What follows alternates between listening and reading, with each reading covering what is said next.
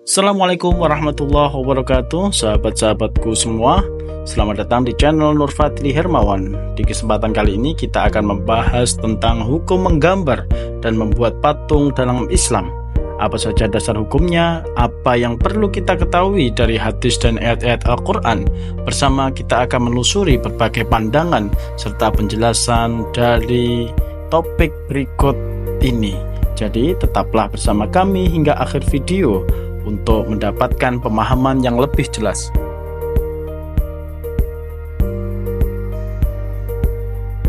Mengenai hukum membuat patung ataupun lukisan di hari kiamat, bagi para pembuat patung dan lukisan, yaitu diperintahkan untuk membuatkan nyawa kepada benda-benda tersebut, bersumber pada sebuah hadis muttafaq alaih yang disepakati oleh Bukhari dan Muslim dari sahabat Ibnu Umar, yang artinya sebagai berikut. Diriwayatkan dari Ibnu Umar radhiyallahu anhu bahwa Rasulullah SAW bersabda, sesungguhnya orang-orang yang membuat gambar-gambar ini akan disiksa di hari kiamat. Kepada mereka dikatakan, hidupkanlah apa-apa yang kamu buat itu.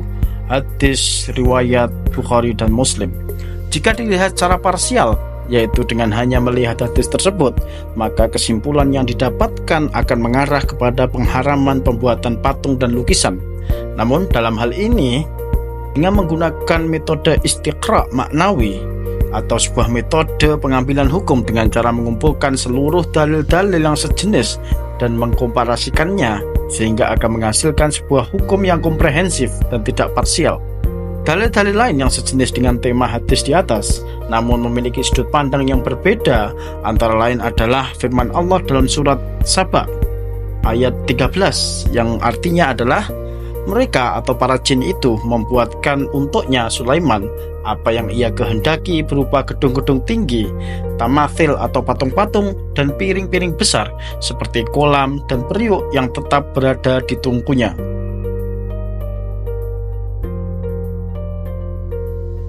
Dan juga dari hadis Nabi Muhammad SAW yang artinya diriwayatkan dari Aisyah radhiyallahu anha, ia berkata, aku selalu bermain boneka di dekat Nabi SAW. Aku mempunyai beberapa orang teman yang bermain bersamaku.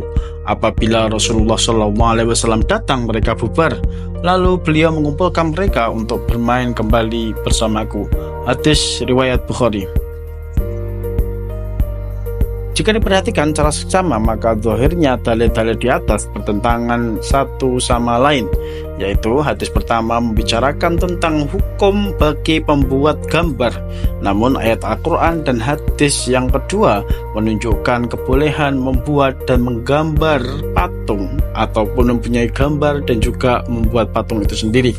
Oleh karena itu, dalam masalah ini harus dilakukan pengkompromian terhadap beberapa dalil yang nampak bertentangan tersebut. Hasilnya adalah sebagaimana yang terdapat dalam himpunan putusan yang menggambarkan bahwa gambar dalam kasus ini termasuk juga patung, itu hukumnya berkisar kepada ilat atau sebabnya. Ialah ada 3 macam. Pertama yaitu untuk disembah, hukumnya haram berdasarkan nas. Adapun yang kedua itu yaitu untuk sarana pengajaran, hukumnya mubah. Yang ketiga, untuk perhiasan ada 2 macam. Pertama, tidak dikhawatirkan mendatangkan fitnah, hukumnya mubah. Kedua, mendatangkan fitnah ada 2 macam. Yang pertama, jika fitnah itu kepada maksiat, maka hukumnya makruh. Dan jika fitnah itu kepada musyrik, hukumnya adalah haram.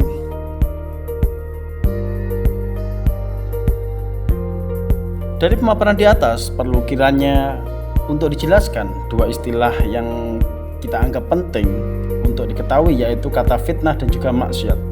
Fitnah dalam bahasa Arab secara bahasa itu memiliki banyak makna. Bahkan dalam kamus Lisanul Arab Ibnu Manthur, kata fitnah mempunyai berbagai macam makna, mulai dari makna yang paling ringan seperti aib atau noda, sampai makna terberat seperti kesesatan dan kekufuran. Kata-kata yang kedua adalah maksiat. Secara bahasa, kata maksiat adalah lawan dari ketaatan dan memiliki beberapa makna. Antara lain adalah kedurhakaan dan juga kesalahan. Untuk menghindari pemaknaan yang keliru, penting kiranya kita menambahkan catatan bahwa makna fitnah dan maksiat yang mengarah kepada hukum makruh di atas hanya pada fitnah dan maksiat yang bermakna ringan atau sebatas kesalahan. misalnya seperti membuat karikatur tokoh nasional untuk mengejeknya. Namun jika yang dimaksud maksiat adalah lawan dari ketaatan dan merupakan perbuatan durhaka, maka sudah jelas hukumnya adalah haram. Misalnya saja membuat lukisan yang seronok yang dapat menimbulkan syahwat bagi yang melihatnya, dan membuat patung para dewa untuk disembah. Namun perlu diperhatikan bahwa perbuatan kesalahan yang terus-menerus dilakukan juga dapat mengarah kepada kemaksiatan yang berat dan menjadi dosa besar.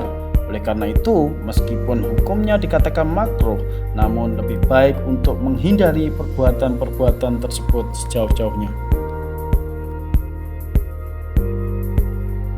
Keputusan mengenai hukum menggambar diambil berdasarkan beberapa pertimbangan. Yang pertama yaitu masalah seni gambar dan patung dapat dikategorikan sebagai masalah hukum yang ma'qulul makna, yaitu masalah hukum syar'i yang logika hukumnya dapat dipahami melalui penalaran rasional.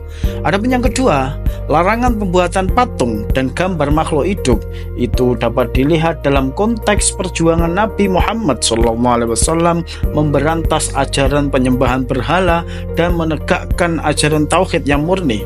Apabila membuat patung dan gambar itu tidak diberantas, maka akan terjadi perusakan akidah baru. Sedangkan bila mana tidak dikhawatirkan merusak akidah, maka larangan tersebut tidak ada. Seperti dalam kasus boneka mainan anak-anak. Hal ini juga dapat dipahami dari alasan Nabi SAW memerintahkan penyingkiran tabir bergambar karena memalingkan beliau dari Allah dan mengingatkan pada dunia serta mengganggu kekhusyuan sholatnya. Jika semua alasan itu tidak ada, maka larangannya pun juga tidak ada.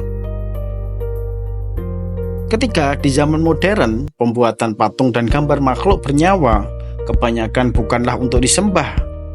Rasanya tidak ada sekarang ini umat muslim itu yang menyembah patung. Di lain pihak, patung dan gambar mempunyai beberapa manfaat yang mana dulu tidak ada di zaman Nabi SAW. Misalnya untuk pelajaran ataupun mengabadikan peristiwa-peristiwa sejarah seperti patung-patung para pahlawan dan sebagainya. Keempat, dalam Al-Quran, kecaman kepada patung adalah karena dipuja dan diyakini sebagai penjelmaan Tuhan. Sedangkan patung-patung yang dibuat Nabi Sulaiman alaihissalam tidak dikecam karena bukan untuk tujuan dan tidak terkait dengan penyembahan.